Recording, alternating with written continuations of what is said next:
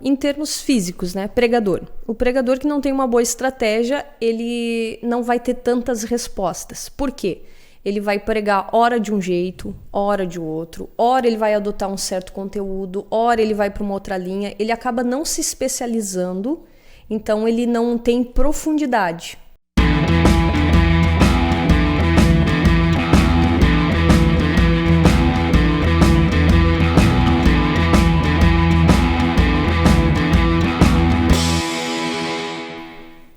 Fala pessoal, tudo bem? Eu sou o Lennon. E eu, Alexandra Trentin. E seja muito bem-vindo ao nosso podcast, onde aqui a gente traz conteúdo para pregadores todas as semanas.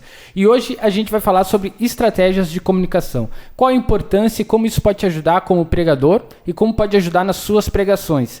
E a gente vai aqui também, para exemplificar melhor, contar qual foi a estratégia de comunicação que a Igreja Católica usou na Contra-Reforma. Mas antes de a gente entrar nesse assunto, a gente precisa entender um pouco melhor o que afinal é estratégia de comunicação. A estratégia de comunicação é tudo, né? Sim. Se a gente parar para pensar do ponto de vista da comunicação em si, é ela que te dá a direção do que pregar, para quem pregar, por que pregar. E ela dá um norte, né, para o pregador. A gente consegue perceber, por exemplo, quem tem uma boa estratégia de comunicação para aqueles que não têm. Vamos falar de pessoa física, o pregador, né? O pregador que ele tem ciência para quem que ele tem que pregar, qual a mensagem que ele tem que levar, ele é mais especialista em alguma coisa. Sim. Ele pode ser versátil, mas ele consegue trazer profundidades em determinados nichos. Igrejas também, em termos jurídicos, né? Igrejas que têm uma boa estratégia de comunicação, você percebe através da confecção dos materiais que eles têm, através do estilo de pregação, tu percebe que daquele grupo religioso todos falam muito parecidos. Sim. Inclusive tem igrejas que até a voz do pregador parece que é a mesma. Tu até confunde, né? Sim. Tem uma grande rede aqui no Brasil, por exemplo, que tu percebe até o jeito de falar, as entonações, tudo é muito igual. Porque eles têm isso bem definido, né? Então a estratégia de comunicação ela é importante para ela nos dar esse norte. É ela que aponta o destino. Estratégia é planejamento, né? É o que planejamento. Vem antes da execução. No caso, numa viagem, tu te programa onde é que tu vai, qual rota que tu vai utilizar. Isso é estratégia, né? No seria caso, a estratégia. E tá, mas o que seria bem a comunicação? No caso, a forma de falar, os exemplos que vai usar? Isso é consequência de tu saber para onde tu vai. Então, por exemplo, a estratégia, ela se baseia em algumas perguntas, tá? Por exemplo, o que? Por quê? Para quem? Sim. Como? Quando? Onde? São perguntas bem simples, mas que elas dão elas criam essa organização da comunicação. Sim. Por exemplo, o que pregar, né? O que eu vou fazer? Eu vou pregar o quê? Isso entra na comunicação. Na comunicação. Para quem eu vou pregar? Eu vou pregar para um público interno ou externo? Por exemplo, o pregador que nos escuta agora, você quer ser conhecido como? Como o evangelista? Como aquele que ganha almas, que alcança um público que a igreja talvez não esteja conseguindo alcançar? Eu quero ser conhecida como aquela que ensina o corpo, como aquela que instrui a igreja? Ou eu quero ser conhecido como um pregador de avivamento? Quero ser conhecido como um professor de estudo bíblico, eu quero ser conhecido como uma pessoa que prega para mulheres, ou que prega para casais. Então, assim, esse para quem, ele já vai definir muita coisa na tua estratégia, porque com base no para quem, é a linha de conteúdo que tu vai te especializar. Tu vai começar a estudar e preparar pregações naquela linhagem para aquele público, né? Então, por exemplo, o como, né? Como que eu vou pregar? O como seria a forma de pregar. Qual vai ser o meu estilo de pregação? Mais energia. O tom de voz, a roupa, enfim, entra vários recursos aí, né? Sim. Onde eu vou pregar? Isso é uma resposta estratégica muito importante que quem está nos ouvindo tem que ter. Eu vou pregar onde? No púlpito só? Não, a minha pregação é nas ruas. Então, se é nas ruas, eu estou pregando para um público externo. Logo, os exemplos que eu vou utilizar são uns. Os textos bíblicos que eu vou escolher também são alguns. Sim. Então, não, eu vou pregar na internet. Então, outro lugar. É um outro espaço totalmente diferente, com regras de comunicação diferentes também. Sim. Então, por exemplo, a gente vê é muito comum você ver pregadores de púlpito que hoje estão na internet. Né? Só que, em função da pandemia, muitos tiveram coragem, foram, né, para a internet. Só que a gente acaba trazendo essa experiência, essa carga e a prática da pregação de igreja para a internet. E aí não funciona.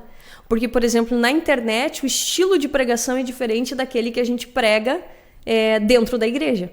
É totalmente diferente, né? Tu tem a questão do tempo, tu tem a questão de como o usuário se comporta na internet. A gente já tem falado muito nisso aqui, né? Então, todas essas perguntas, esses porquês, o como, para onde, para quê, eles vão definir a nossa rota. Então, são coisas que tem que ser pensado. Tu falou ali sobre o estilo, né? Que no caso, quero ser conhecido como... E quando a pessoa ela não tem esse pensamento, tipo, acontece que ela olha para trás e vê, eu tô sendo conhecida como tal estilo, entende? Ou seja, não houve um planejamento, não houve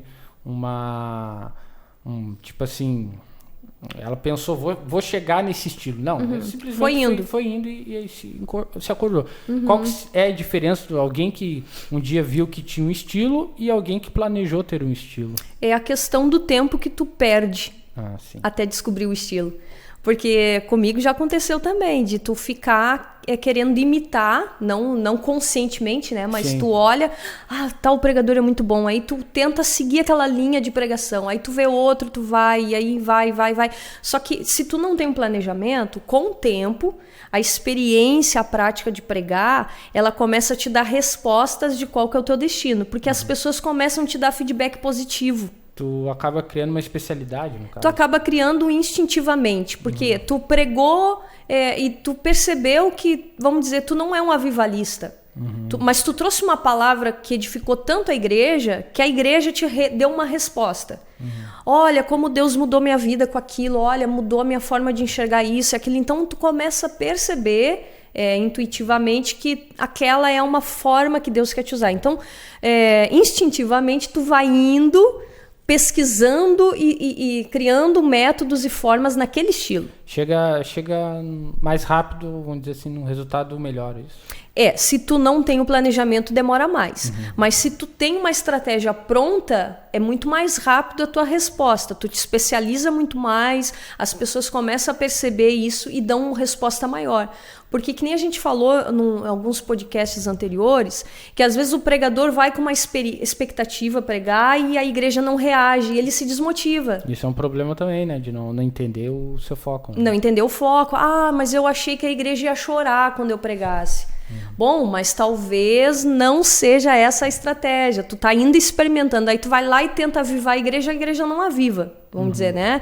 Não tem essa resposta. Então, às vezes, o caminho é mais demorado e mais dolorido, porque a gente enfrenta algumas decepções internas. Mas eu não tive a resposta da igreja que eu gostaria.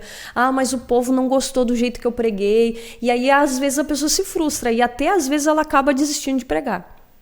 Por justamente não entender qual que é a estratégia, ou seja, qual que é o chamado dela que ela tem para fazer. E como descobrir esse chamado? Eu tentando espiritualizar a coisa, que a gente precisa espiritualizar, o primeiro passo é orar e pedir para Deus a direção de como você deve pregar e qual é a mensagem que você carrega. Porque cada pregador ele carrega um tipo de mensagem diferente. Isso a gente precisa entender. Cada pregador tem uma mensagem diferente. O conteúdo é o mesmo, né? E a abordagem também. Né? A abordagem também. Então, a gente não pode querer se comparar com todo mundo e nem achar que Deus ele vai agir dentro de uma caixinha com esse grupo, nesse outro formato com esse, nesse outro com esse. Então, quando há essa comparação e a gente acha que está tudo dentro de uma caixa, a gente se frustra. Mas no momento que a gente entende, Deus, qual que é o teu chamado? Qual é a mensagem que eu carrego? É uma mensagem de avivamento? É uma mensagem de alerta, de ensino? Eu preciso chamar a igreja para uma restauração, para uma reforma? né? Quem que eu sou? Então, Deus, ele vai responder inicialmente. Ele vai direcionar essa pessoa para a mensagem que ele quer que ela pregue. Até de exortação, né? Porque tem gente que sabe exortar. Tem gente que sabe que ainda bate de uma forma inteligente e eficiente, digamos assim. Eficiente. Ainda no final do culto, tu aperta a mão da pessoa e diz assim, muito obrigado pela mensagem. É verdade. Vai dizer... Não, e é verdade, tem gente que não sabe fazer isso, né? Não. Tem gente que ou vai para um extremo, ou vai para o outro, né? Então é importante a gente saber, né? Nossa qualidade de pregador. Né? Exatamente, porque tem pregadores que tentam exortar a igreja, mas não tem graça. Não tem essa graça para fazer. Ele não tem essa habilidade de exortar a ponto da igreja receber. Talvez pelo jeito duro de falar, talvez porque o tom da voz. Até postura, né? A postura. Postura da pessoa, né? E aí a pessoa tá ali ouvindo, ela vai se fechar já. Ela vai achar que tá sendo criticada. Sim, sim. Né? Então... É uma linha muito fina aí, né? É muito fina. Mas quando tu tem uma boa estratégia, tu sabe onde Deus quer te levar, para qual público Ele quer te colocar na frente, isso faz toda a diferença. Tá? Então, assim, o pregador que está nos ouvindo, ele precisa saber qual é o público, qual é a mensagem que ele carrega, ele tem que saber onde Deus quer usar ele. Será que é só no púlpito? Isso a gente tem refletido muito, né, com a época da pandemia. Muitos pregadores pararam de pregar nas igrejas e tiveram que se reinventar. Muitos não conseguiram se reinventar, porque para pregar na internet tiveram que enfrentar alguns medos. Algumas vergonhas tiveram que passar por cima, né? Vergonha de falar, de se expor, de ser gravado, de repente falar alguma palavra errada, ou talvez falar alguma coisa que não seja teologicamente correta. Então esse medo da exposição fez com que muitos pregadores se calassem nesse período de pandemia, né? Então, assim, daqui a pouco você tem que orar e pedir, Deus, me diz o que eu quero, onde eu devo pregar agora. E Deus vai abrir essa porta, né? Vai mostrar, olha, agora eu te quero na rede, vai para a internet. Então, e quando a gente sabe o local, as estratégias, a forma de montar a pregação, tudo muda. Sim. Por isso ela é muito importante, né? Sim, basicamente é isso. Tu falou que a estratégia de pregar numa igreja é uma coisa, agora pregar na internet é outra, né? Totalmente diferente. Mas que nem até na nossa própria igreja a gente utiliza esse recurso que é a transmissão do culto. Né? E como é que o pregador faria uma abordagem dupla, né? Porque ao mesmo tempo que ele está falando para a igreja, isso está sendo transmitido, está sendo visto ao vivo, mas ao mesmo tempo está ficando gravado isso na internet, né? Qual que seria mais ou menos a diferença? O que poderia fazer? Adaptar isso? Tentar achar um equilíbrio? Algumas questões que elas mudam entre uma pregação presencial e uma pregação online. Eu estou numa pregação presencial na igreja, o tempo da pregação ele pode ser um pouquinho maior, geralmente, né? As pessoas têm mais paciência na igreja. Sim. Na internet o tempo é menor. Tá? Então aí já entra a adaptação. O tempo de atenção, né? O tempo de atenção na internet é diferente. Porque tu pode botar vídeo de 5 horas.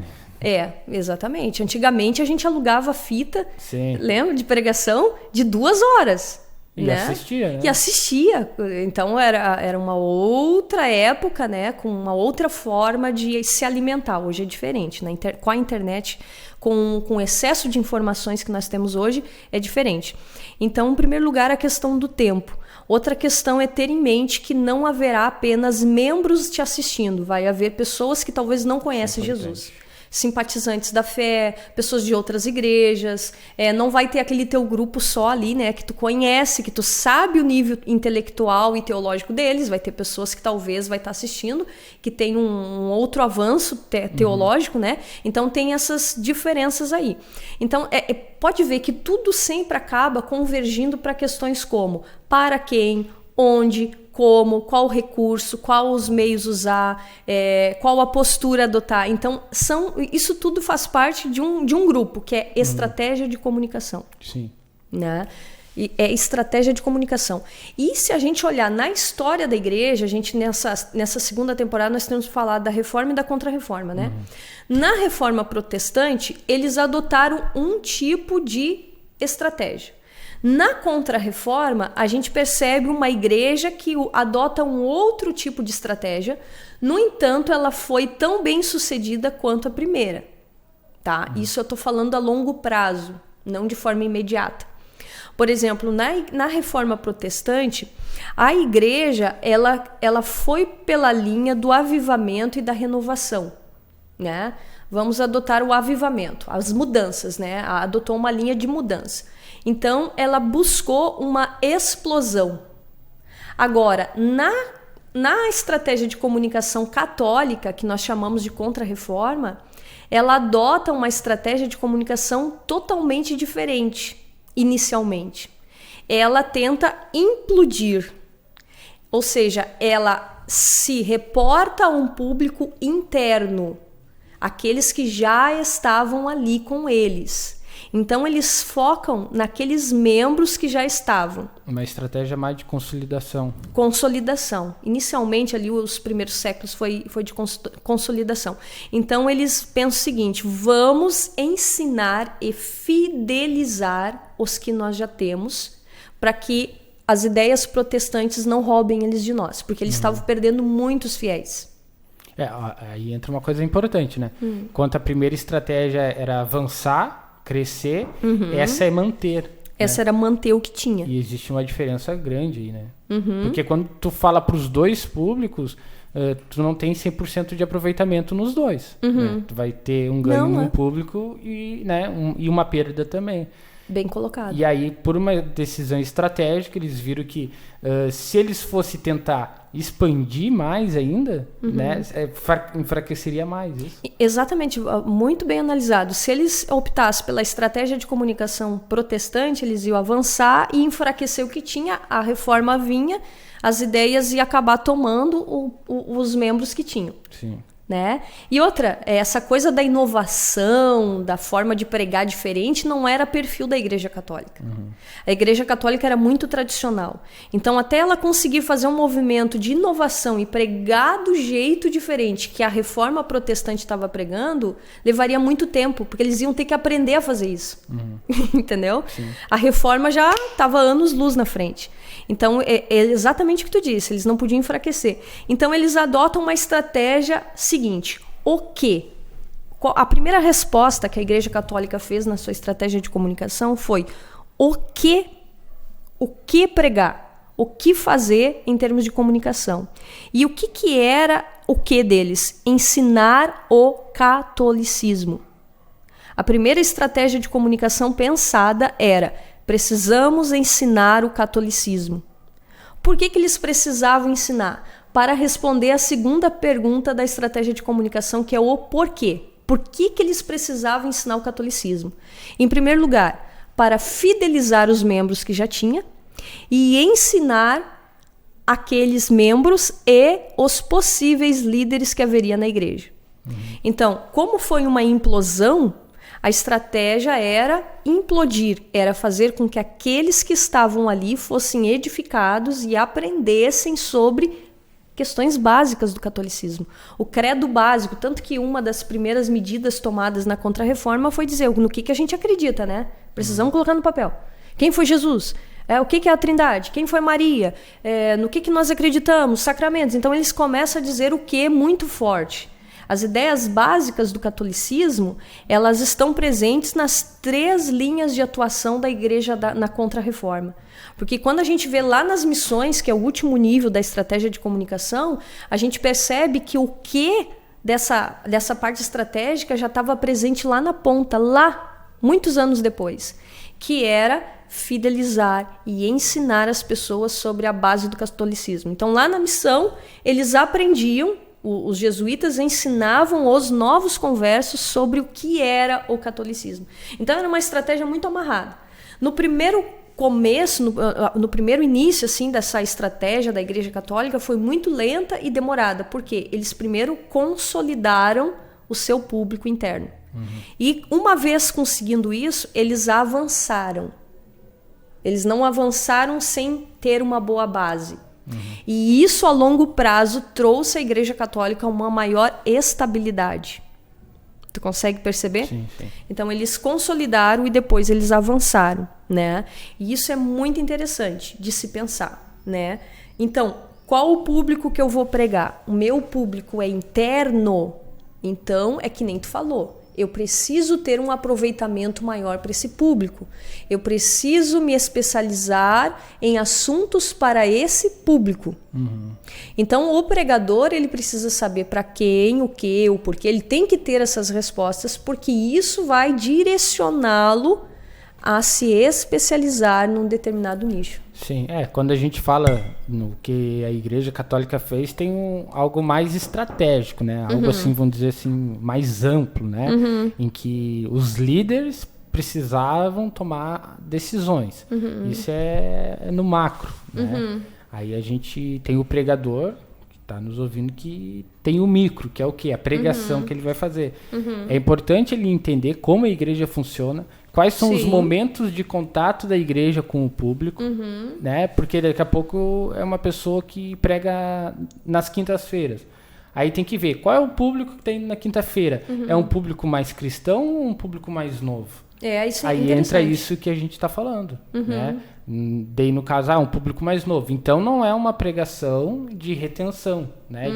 Não é de retenção. Até, de edificação, de consolidação. É uma pregação mais simples. E, né? De retenção. Essa é a retenção. Para retenção. Então, isso é importante o pregador analisar. Ele não precisa ter a mente lá do líder da igreja, do pastor, enfim. Não precisa ter isso, mas ele precisa saber como que a igreja se porta, né? No dia que ele vai pregar, né? Qual é o público que está ali, né? Isso é muito importante porque, que nem tu falou, na quinta-feira, quarta-feira, culto de libertação. Tem igrejas que fazem, né? Culto de libertação na quinta. Então junta o quê? Junta pessoas que não são cristãs e que estão ali buscando um milagre. Sim. Olha aí, a gente já tem uma inclinação temática das pregações também. Esse público que vai num culto para buscar libertação, né? É o culto de libertação. Ele vai em busca de algum milagre, ele vai em busca de uma cura por algum familiar que está no vício, que precisa de alguma libertação. Então, quem está pregando, ele vai ter que usar um tom voltado para a expectativa desse público. Sim. Talvez quem está nos ouvindo pense, não, mas tem que pregar o que Deus manda, não o que o povo quer. A gente sabe disso. Só que nem tu falou, a agenda da igreja tem determinados cultos com determinadas finalidades. E se eu estou nessa igreja e eu estou encarregada de pregar naquele dia, eu preciso respeitar essa agenda. Sim. Né? Então, eu estou num culto de libertação, tendencialmente, o pastor está querendo o quê? Que se pregue a respeito de libertação. Então, provavelmente uma pregação que vai trazer uma palavra que venha realmente libertar as pessoas, ensinar elas a vencer algumas coisas, e também tem que ter a presença do espiritual muito forte, né? Sim. Para que a pessoa veja e experimente essa questão da libertação em si. Agora, se é um culto de sábado, geralmente algumas igrejas usam culto de sábado à noite para culto de jovem, ou de sexta-feira, né? Sexta e sábado geralmente é jovem, né? Por exemplo, no domingo, para as igrejas batistas e assembleanas, enfim, eles usam muito o domingo para um culto mais familiar, onde se reúne toda a igreja, toda a congregação. Então, eu tenho aí também uma inclinação para certos temas. Sim. Se tu pega a igreja adventista do sétimo dia, no sábado pela manhã, é um culto público bem geral, onde se reúne todos os membros. Então, tu tem ali diversos públicos, né? Sim. Tu tem jovem, tu tem criança, adolescente, tu tem os adultos. Então, se reúne todo o corpo naquela manhã ali, naquele sábado de manhã. Então, observa a agenda da igreja e com base nessa observação, tu já vai começar E observa até os cultos, né? O público que tá ali, né? Sim, o público, como que é o culto. Sim. Porque o culto muda, né? Sim. Às vezes, por exemplo, num culto de libertação, num culto do círculo de oração, qual que é a dinâmica? Quantos louvores tem oração de joelho no meio, né? Então tem toda essa questão da dinâmica do culto também que influencia, né? E qual é o resultado de pregadores e igrejas que não têm uma boa estratégia de comunicação, que não entende essa questão de qual público que está ouvindo, qual é o segmento mais forte da igreja? Em termos físicos, né? Pregador. O pregador que não tem uma boa estratégia, ele não vai ter tantas respostas. Por quê? Ele vai pregar hora de um jeito, hora de outro, hora ele vai adotar um certo conteúdo, hora ele vai para uma outra linha. Ele acaba não se especializando, então ele não tem profundidade, né? Ele é pau para toda obra. Mas, por exemplo, na hora de convidarem ele para pregar em determinados eventos, a coisa fica um pouco embolada? Porque assim, eu vou convidar a Alexandra, mas eu acho que não sei se ela prega para irmãs, entendeu? Se ela é boa para pregar aqui para um congresso de irmãs. Eles não conseguem ver uma habilidade, vamos dizer, minha na área. Não fica claro. Não fica claro. Aí vou convidar o Leno para um culto de jovem. Mas eu acho que ele não sabe pregar num congresso de jovem. Ele não tem uma abordagem para jovem, né? Então não fica definido qual é o estilo. Falando do pregador, no caso. Do pregador. Não tem perfil definido. Não tem um perfil definido, logo a agenda dele não fica um pouco misturada, né? Tu acaba recebendo convites lá e aqui, e tu acaba não conseguindo se definir, né, enquanto pregador, e acaba não se especializando. Se a gente for ver hoje, os pregadores mais famosos, eles têm um nicho. Eles acabaram tendendo para uma área e se especializaram naquilo, e eles são requisitados nessas áreas. Tá? São pregadores que são convidados para pregar e têm suas agendas lotadas na sua área de especialização. Né? Agora, em termos de igreja, a igreja que não tem uma boa estratégia, ela tem uma alta rotatividade de membros. Lá na minha pós-graduação ainda, quando eu estudei sobre crescimento de igreja. Tá? O meu estudo era lideranças voltada para essa questão da dinâmica do crescimento de igrejas. E o que eu percebi nessa pesquisa? Que no ranking das 10 maiores igrejas do Brasil, aquelas que adotavam um sistema estratégico mais esclarecido, com materiais produzidos, com uma linha de comunicação bem definida, elas têm menos rotatividade do que aquelas que não adotam essa estratégia de comunicação. Tá? Então, por quê? Porque eles não conseguem fidelizar ouvintes, eles não conseguem fidelizar os membros. Então, se tu olha no ranking das 10, eu não vou citar por questão de ética, mas tu olha no ranking das 10, tu percebe que aquelas que têm o maior número de membros, maior habilidade, elas têm maior habilidade e maior estratégia de comunicação. Aí, claro, eu fui estudar a estratégia de comunicação de cada uma delas. Aí tu via outras igrejas grandes também que estão lá no ranking, no entanto, elas apresentam assim um número menor de membros, apesar do baita arsenal de comunicação que tem, seja rádio, televisão, eles não conseguem manter os membros. Então eles apresentam uma alta rotatividade. A cada ano entra e sai.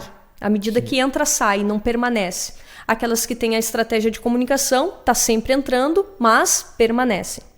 Então, essa questão da estratégia de comunicação, ela fideliza os membros. E para a igreja, essa estratégia de comunicação é desde ensinar a ser um pregador, até o próprio pastor lá, que faz a escala da igreja, saber colocar as pessoas certas nos momentos certos, né? Isso aí. Ele sabe, o fulaninho é bom para pregar em tal culto, fulano é bom em tal culto, então já vai observando esse tipo de coisa, né? Sim. Mas não só isso também. Assim como a Igreja Católica adotou, por exemplo, lá no começo, ela fez uma literatura voltada para a Contra-Reforma, as igrejas hoje no Brasil que se intitulam como a Igreja do Saber são igrejas que têm material próprio produzido. Eles têm uma vasta literatura também produzida. Diferente daquelas que não têm essa estratégia definida e que também apresentam alta rotatividade. Esses que têm literatura própria, que têm a estratégia definida, a rotatividade é muito baixa. O que é a rotatividade? A pessoa entra na igreja e permanece. A rotatividade, ela entra e ela vai para outra.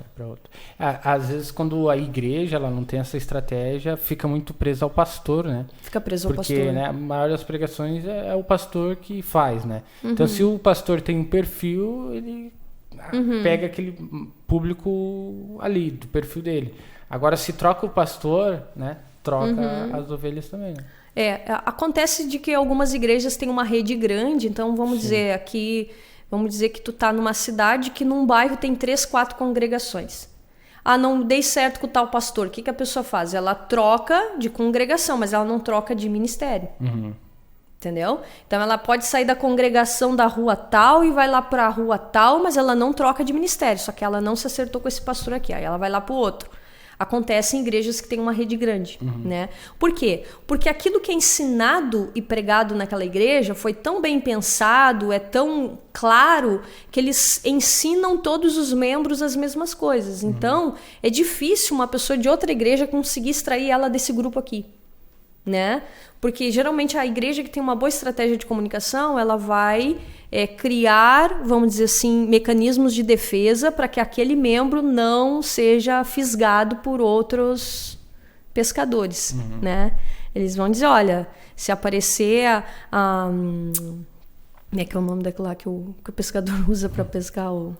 Se aparecer uma varinha tal com a minhoquinha tal na água, tu não come que é cilada. Então, ele fica naquele lago ali, ele não pula pro outro, né? Sim. Isso porque tem uma boa estratégia de comunicação. Sim, a Igreja Católica entendeu isso, né? Entendeu isso. Porque quando eles fizeram a estratégia de consolidação, foi pensando justamente no ponto fraco deles, né?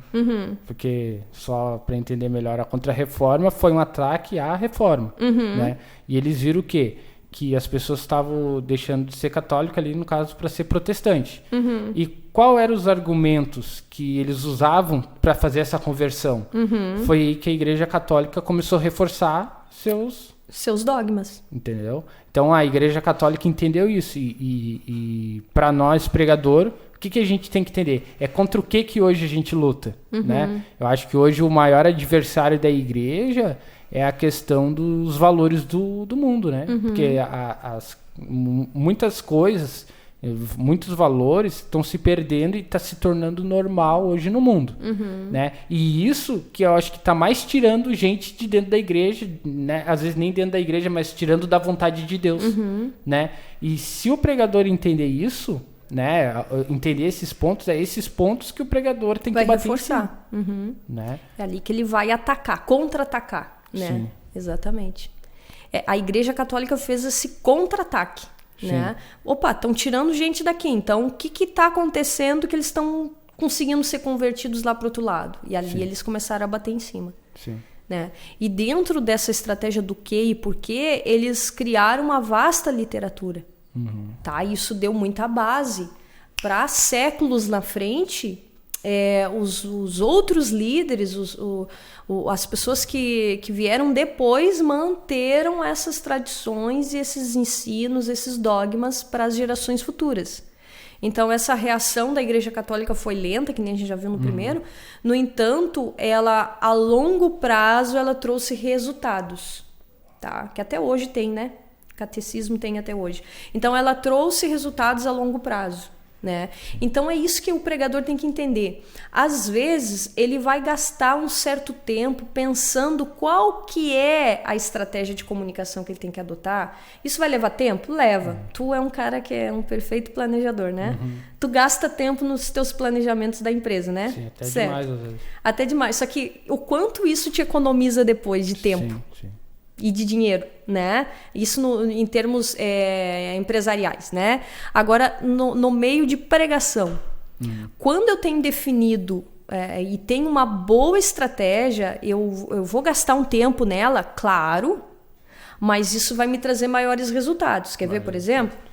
Vamos supor que eu tenha definido, o meu público é pregar para mulheres. Tô até com uma Bíblia rosa aqui. Bom, o que vai acontecer? Eu prego para esse nicho da igreja, eu prego para mulheres, vamos dizer, né? Então, as minhas roupas, deu a caso de hoje eu estar com rosinha também aqui. Eu vou usar roupas que se reportem ao público mais feminino, a minha Bíblia, o meu tempo de estudo preparando mensagem vai ser voltado para qual público? Né? Então eu vou procurar mensagens, vou preparar, e esse tempo que eu vou gastar inicialmente preparando mensagens apenas para esse público feminino, com esse conteúdo mais voltado para as mulheres, no começo vai me tomar mais tempo, mas depois está ali. Se torna uma habilidade, né? Se torna uma habilidade, vai estar pronto. Se torna automático.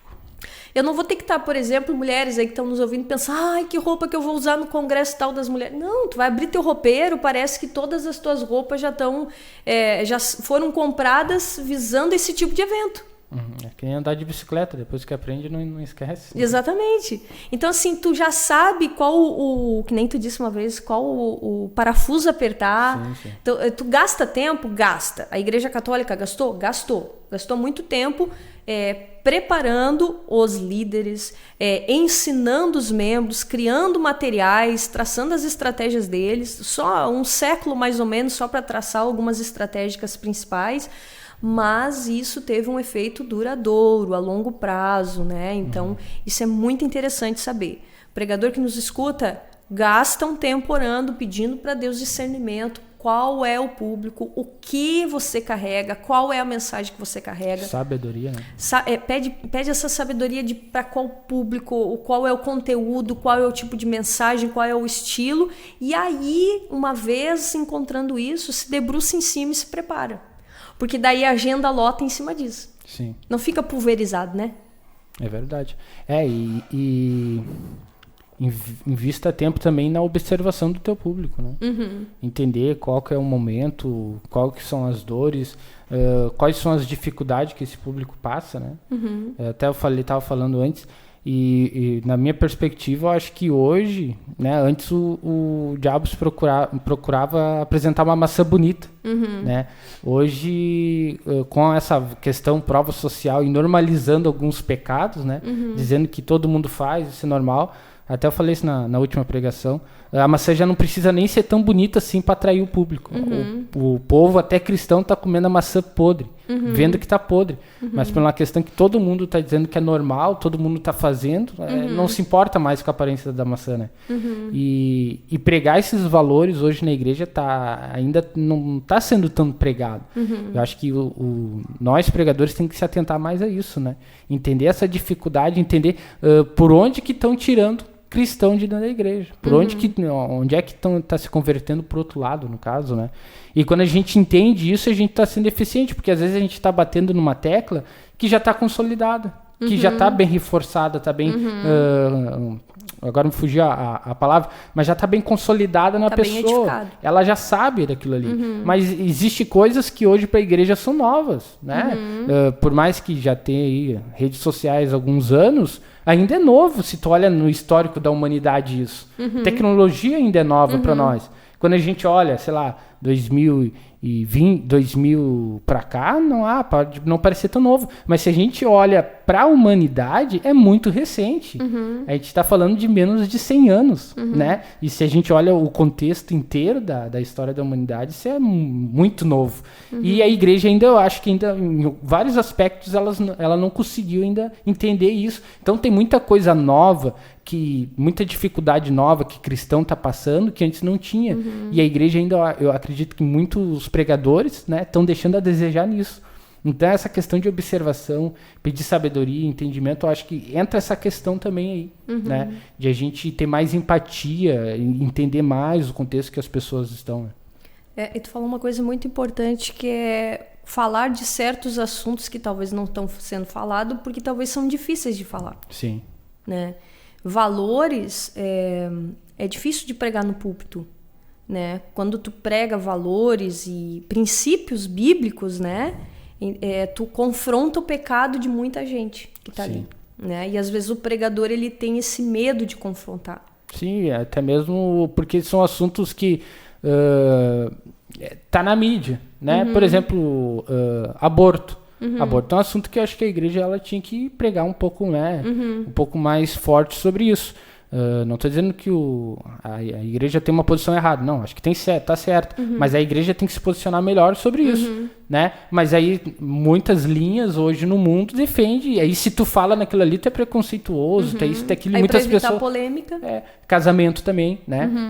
Pelo fato de ter muitas pessoas separadas na igreja, é um assunto delicado de se falar. E realmente mas tem que ser pregado. Tem que ser pregado, tanto de forma preventiva quanto restaurativo. Sim. Né? A questão da sexualidade também, né? Hoje o mundo, Deus o livre. Se tu fala, por exemplo, que é pecado ser homossexual, se tu fala fora do contexto da igreja, Deus o livre, te apedrejo na internet em relação a isso, né? Tem uma onda muito forte aí em relação a isso. mas não é por causa disso que a igreja não tem que pregar. E isso já está entrando dentro das igrejas. Exatamente. Entende? E eu não vejo pregações muito fortes em relação a isso.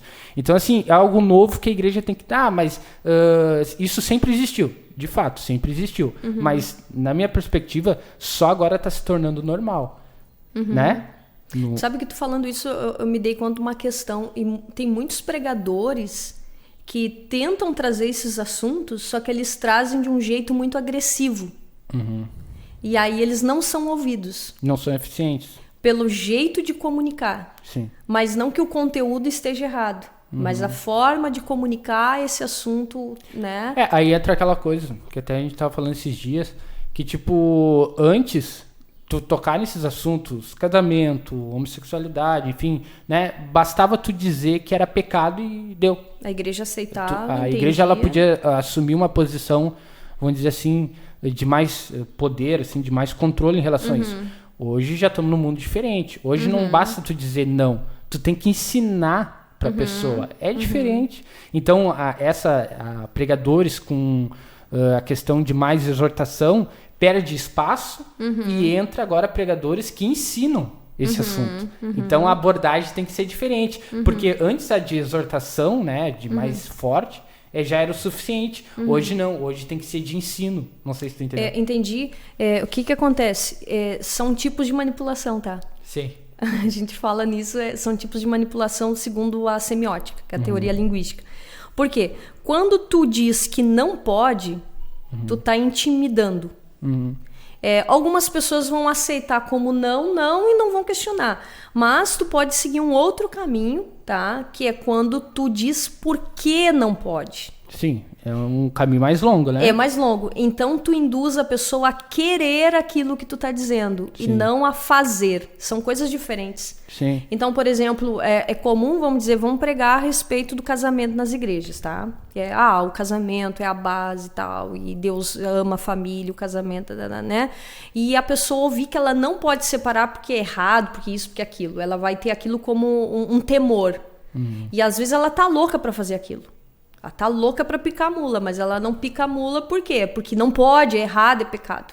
Então ela vai pelo dever. Sim. Agora, se tu é um pregador que consegue mostrar os valores do casamento, a importância para os filhos, o que Deus vê no casamento. Qual é o projeto de Deus? O projeto de Deus, exatamente. É uma solidificação que depois, quando vir a tentação ou alguém querendo dizer ao contrário, a pessoa está tão solidificada que ela não vai dar ouvido para isso. Ou até os problemas cotidianos do casal, né? Sim.